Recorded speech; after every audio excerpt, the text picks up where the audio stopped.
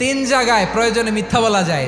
এক নাম্বার, আপনার ওয়াইফকে খুশি করার জন্য, সে একটু এরকম না বলে একটু কৌশল করে বললে খুশি হবে, ওটা বলা যায়। দুই নাম্বার, জীবন মরণের ব্যাপার, জান বাঁচানোর জন্য একটু কৌশল করে ঘুরিয়ে বললেন, এটা জায়েজ। তিন নাম্বার, দুইজন ঝগড়া লাগছে তাদেরকে মিলিয়ে দেওয়ার জন্য কৌশল করে একটু মিথ্যা বলা, ঘুরিয়ে বলা যায়। দুইজনের মধ্যে দেখলেন যে সম্পর্ক খারাপ, একজনরে বললেন, ভাই সে তো ওই দিন আপনার ব্যাপারে অনেক প্রশংসা। কি আমার ব্যাপারে প্রশংসা? কি বললো? এই বললো আপনি নাকি এই করছেন ওই করছেন, অনেক প্রশংসা। লোকটার মন খুশি হয়ে যাবে তার ব্যাপারে, ঠিক কিনা?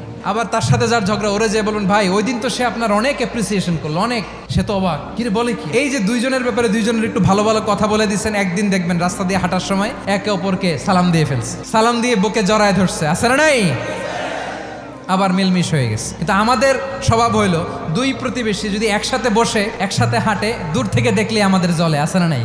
ঘটনা কি? এই দুইটার মধ্যে এত মিল কে? এই দুইটার মধ্যে গিরিঙ্গি লাগানো যায় কিভাবে?